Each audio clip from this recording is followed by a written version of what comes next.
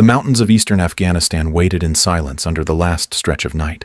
The ridgelines cut against the sky like the edge of broken glass, their outlines fading into a pale horizon. The air was thin, sharp, and cold enough to sting the lungs.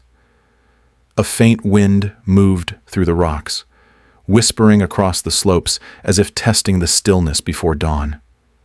SEAL Team 2 moved in a staggered formation, their steps light on the gravel, the sound of gear kept to a minimum.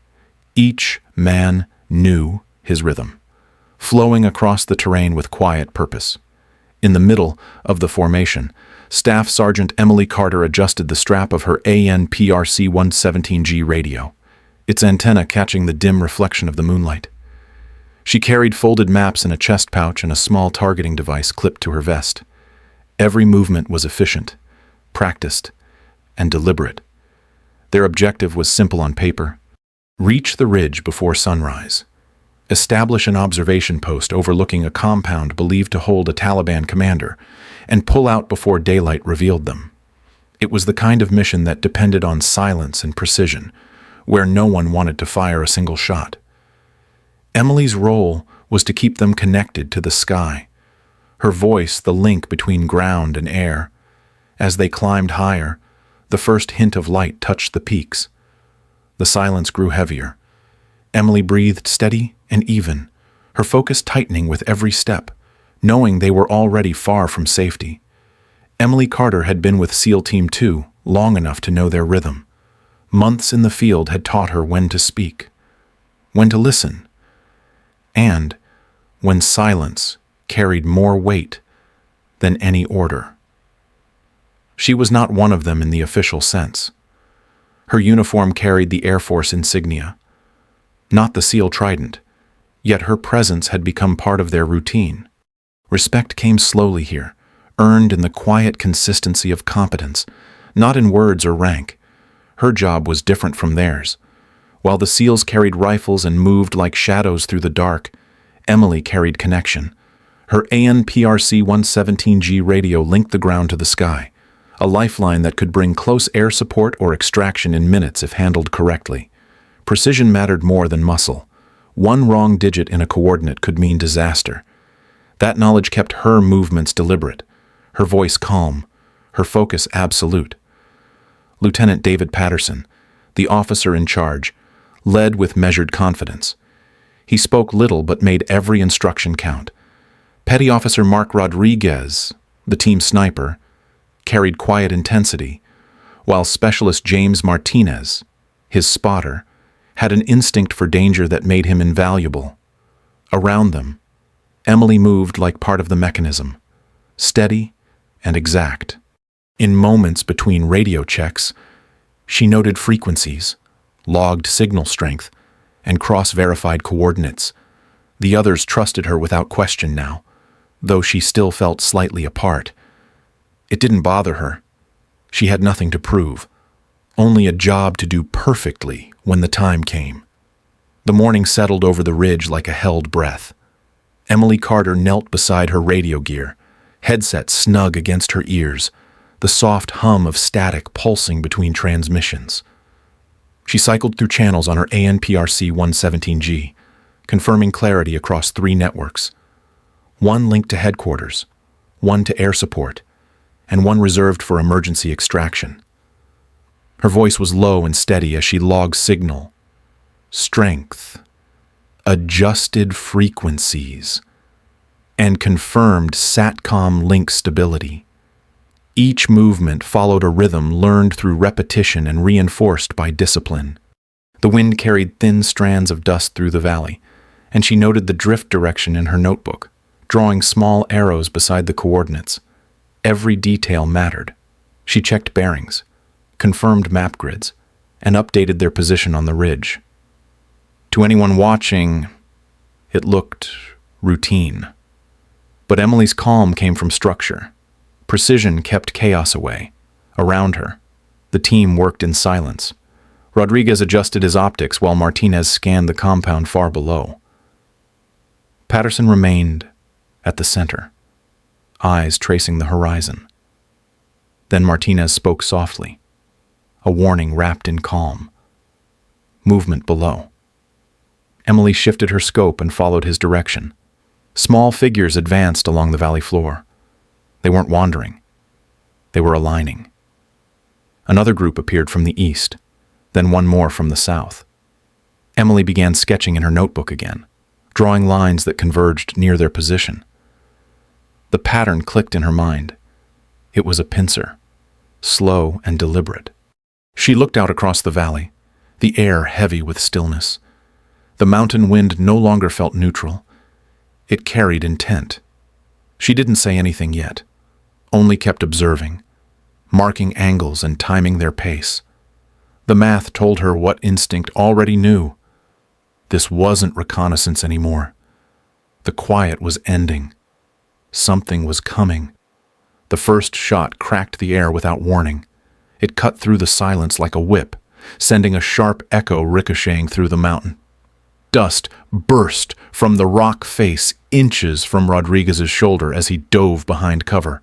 A second round followed, then the deep hammering of a PKM machine gun opened from the valley floor. The calm of the morning shattered in a rush of noise and vibration. Patterson barked orders, his voice sharp and precise. Rodriguez and Martinez shifted to opposite flanks, establishing a defensive arc while the rest of the team anchored their sectors. Emily Carter dropped flat against the stone, headset pressed tight to her ears. Static filled the channel as she switched frequencies. Her voice cut through the interference, steady and clear as she called in, "Red Dagger 2, troops in contact. Grid 25859, requesting immediate close air support." She read the details with mechanical precision, listing the enemy composition and elevation. The reply came seconds later from the operations center. Negative CAS. Weather ceiling too low. Surface-to-air threats active. Minimum delay 30 minutes. Her pencil scratched across her notebook, logging the time and coordinates. Around her, the valley turned into chaos. Bullets slapped against the stone, splinters of shale stinging her gloves. Martinez shouted contact east, and Patterson shifted fire to cover his side. The sound rolled like thunder, machine gun bursts overlapping until it felt endless. Emily tuned out the noise and focused on the radio, juggling 3 channels, clearing interference, and relaying updates. Her voice never wavered. The team fought to return fire, but every attempt to move drew another burst from a new direction. Dust cloud swallowed the ridge, making visibility near zero. Patterson's quick glance toward Emily said everything. They were boxed in. Every route down the slope was covered. Every plan they had assumed open ground was now a trap. She felt the weight of it settle in her chest, not as fear, but as fact. The situation was slipping out of control, and they were alone in the storm. The ridge had become a cage. Every movement drew fire. Bullets tore into the rock face, scattering shards that sliced across the team's gloves and gear. Rodriguez shouted that they were boxed in. Martinez confirmed what they already knew. Enemy fire was tightening from 3 directions. The air felt heavy, packed with dust and the metallic bite of gunpowder. Every man was low to the ground, pressed into the stone, waiting for an opening that would not come. Emily Carter lifted her spotting scope, sweeping the ridgelines through the haze. Her eyes traced patterns of muzzle flashes across the terrain. One came from a cave in the east, another from a stone shelf to the south, and a third from high on the western slope. Each position fired in rhythm, directing the ambush like it had been rehearsed. She wrote the distances in her notebook: 650, 720, 800 meters, and drew thin lines connecting the arcs of fire. The geometry was perfect. They were being managed. Lieutenant Patterson's voice came over the net, low but firm. "Stay on comms.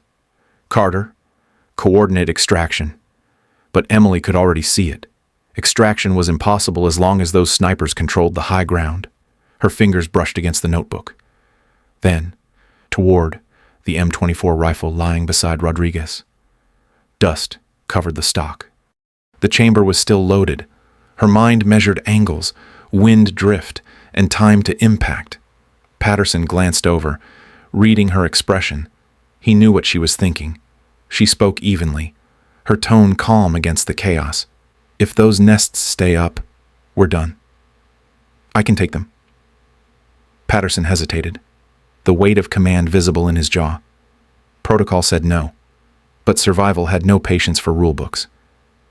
After a long second, he nodded. "Do it." The order fell like a switch in her mind. Desperation hardened into focus. Emily slid the rifle into position, adjusted her cheek rest, and steadied her breath. The team fell silent, the sound of battle fading behind the sharp rhythm of her heartbeat. The chaos outside shrank into a single thought. 3 shots. 3 chances. Nothing else existed. Emily Carter steadied the M24 rifle against the ridge, her gloves brushing away a thin layer of dust that clung to the Leupold scope. The rifle felt heavier than it looked, its familiar balance grounding her against the chaos. She checked the chamber, sliding in a single M118 LR 7.62 51mm round until it clicked into place. The sound was small, almost delicate against the constant rattle of machine gun fire echoing through the valley. She adjusted the bipod legs, pressed the stock tight into her shoulder, and dialed her elevation up 2 mils for the 650-meter shot. The wind tugged softly from east to west, and she corrected 0.5 mil left. Around her, the fight raged without rhythm. Rodriguez shouted a position update. Martinez called out contact points through static. Patterson barked orders to hold fire until coordinates cleared. Emily filtered it all out. The rifle and the target became her world. Through the scope, she watched the mouth of the cave on the eastern ridge. The enemy sniper had discipline, firing in sets of 3 before dropping back into cover. She counted silently. 3 shots. A pause. 3 more. The pattern repeated like a heartbeat. Her breathing slowed. Her pulse settled. The world around her thinned to air and distance. When the enemy rifle appeared again, its barrel glinting faintly in the early light, she let the reticle rest on that movement. Her finger tightened against the trigger in a smooth, deliberate pull. The rifle cracked. A short, clean sound swallowed by the open air. Recoil pressed into her shoulder, followed by the long roll of the echo across the valley. Through the scope, she saw the figure drop backward, the weapon clattering against stone. Silence followed from that direction. Martinez confirmed the kill. Rodriguez exhaled sharply, and Patterson gave a single nod. Emily didn't react. She ejected the casing, logged the shot in her notebook with precise handwriting, and shifted her scope toward the next bearing. The chaos continued, but her focus never wavered. The noise faded into the distance, leaving only her breath and the calm precision of the next shot waiting to be taken. Emily Carter shifted her body behind a jagged line of rock, the barrel of her M24 angled toward the southern ridge. The valley was still alive with noise, gunfire echoing from the slopes, but one corner had fallen silent. The eastern cave was done.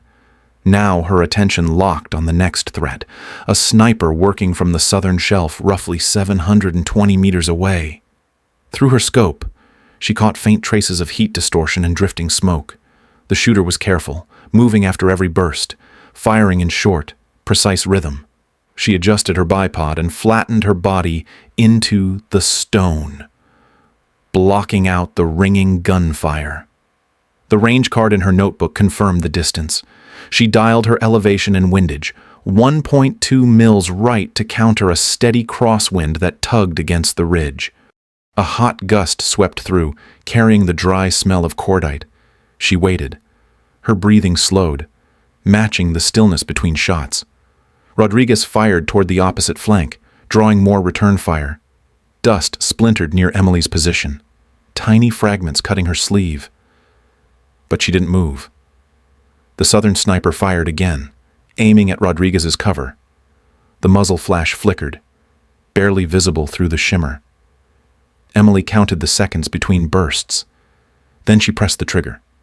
The rifle cracked sharply, the recoil steady and controlled. The shot reached its mark before the sound finished rolling down the valley.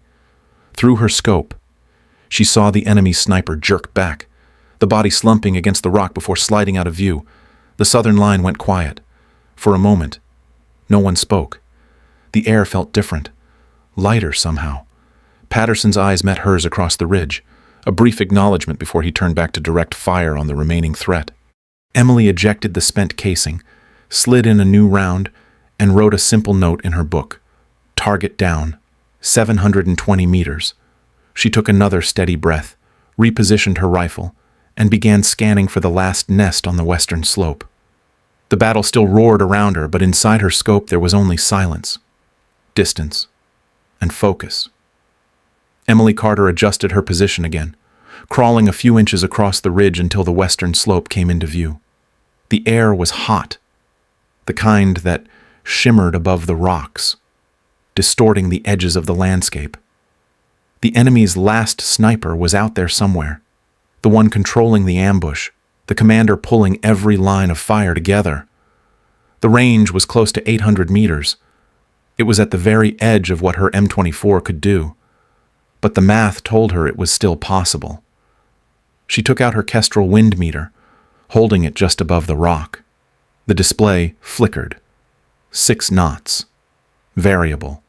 Shifting between directions. She breathed through her nose, slow and even, marking the change. Wind from the left, then a gust from behind. She adjusted her elevation to plus 2.3 mils and windage 1 mil right.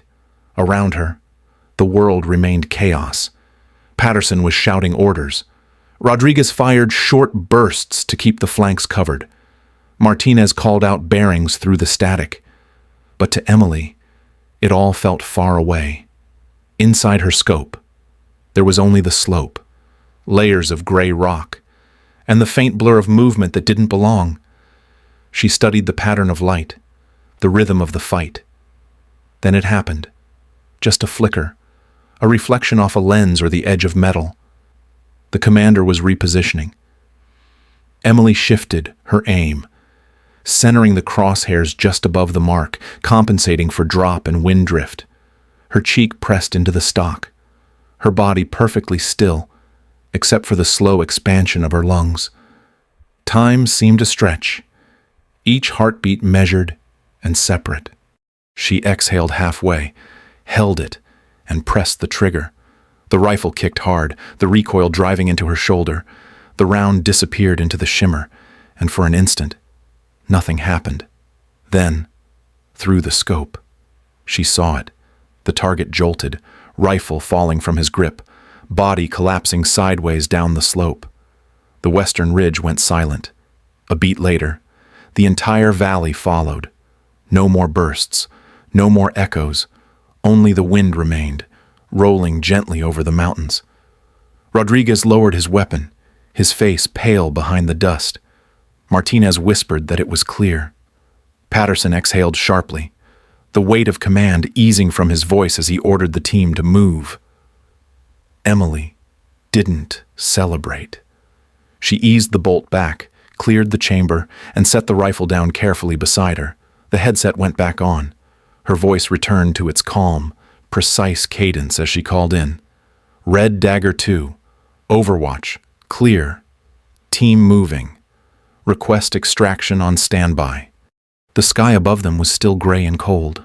The fight was over. But her job was not. She logged the time, noted the coordinates, and folded her notebook. Around her, the others began to move. She stayed for a moment longer, scanning the horizon one last time. Then, she stood, lifting her gear, and walked back into the rhythm of duty, her focus unbroken. The debriefing room felt heavier than it looked. The air was thick with the scent of coffee and solvent from freshly cleaned rifles. Dust still clung to the creases of their uniforms, turning the dark fabric a muted gray. No one spoke much. The kind of silence that came after surviving something real had its own weight. Emily Carter sat near the end of the table, headset coiled neatly beside her notebook. Her face was calm, the same calm she carried on the ridge, but her eyes were distant, still somewhere in the Afghan mountains. Lieutenant Patterson stood at the front, sleeves rolled, voice steady but marked by fatigue. He walked the team through the events for the record: the ambush, the overlapping fire, the radio delay, the impossible 30 minutes without air support. When he reached the part about the 3 sniper nests, he stopped, his eyes lifted toward Emily. The pause said more than his words. The team lived because of her. No one applauded. They didn't have to. The acknowledgement passed in silence, a quiet exchange between people who had been to the edge and back. Later, in another building, analysts gathered around the data from her scope. They reconstructed the engagement. Each shot matched near textbook precision: 650, 720, 800 meters. Wind drift, elevation, and trajectory all within perfect tolerance. The numbers were clinical, but the implication was not. What she had done under pressure was rare, even among specialists. 2 days later, the order came through from Air Force Special Operations Command. She was to report for advanced sniper qualification. It wasn't a medal or ceremony, just an email, short and direct. Patterson read it, then gave her a nod that said more than words could. The others saw her differently now, not as the radio voice who called for help, but as the one who didn't wait for it. That night, Emily packed her gear in silence. The mission was behind her, but the echo of those 3 shots remained. In her world, respect wasn't spoken. It lived in what was done when there was no one else to act. At Hurlburt Field in Florida, the classroom lights dimmed as a projector flickered to life. Rows of new combat controller trainees sat upright in their seats. Notebooks open, attention focused on the satellite image appearing on the screen. It showed a barren stretch of terrain, jagged ridges cutting through eastern Afghanistan. Their instructor pointed to a narrow slope, circled in red. The ridge, case, study. He began. The story of how one combat controller held her position under coordinated fire and turned an ambush into survival with 3 decisive shots. The recruits wrote as he spoke, pencils scratching across the page. On the whiteboard behind him, 3 numbers were written in black marker: 650, 720, 800 meters, the distances of each target. But the instructor's voice shifted as he explained that the lesson wasn't about marksmanship. It was about composure, about what happens when everything falls apart and someone chooses to stay calm anyway. He said courage wasn't noise or bravado. It was the quiet act of doing the next correct thing under fire. Some of the younger trainees exchanged glances, unsure whether to believe it. A few smiled in disbelief that one person could hold the line that long. Others sat back, thoughtful, realizing the point wasn't gender, rank, or even training. It was discipline, the kind that can't be taught in a manual but only earned through moments that test everything you are, thousands of miles away. Emily Carter adjusted the strap of her rifle and stepped onto the firing range at sniper qualification training. The Florida sun burned hot across the concrete pads as she moved through drills with unshakable focus. She didn't think about the ridge anymore, not directly. The memory lived there quietly, part of her now, folded into her training, like another checklist. Another lesson carried forward. Back in the classroom, the instructor ended his lecture. The projector went dark, leaving only the hum of the air conditioner and the rustle of notebooks closing. Outside, the trainees walked toward the field, their faces thoughtful. Some still skeptical, others changed, and somewhere far away, those Afghan mountains remained, empty now, silent, their stone faces unchanged by time. Yet, when the wind moved through the valleys, it carried with it a faint echo, the memory of 3 shots that had once cut through chaos and rewritten what survival looked like.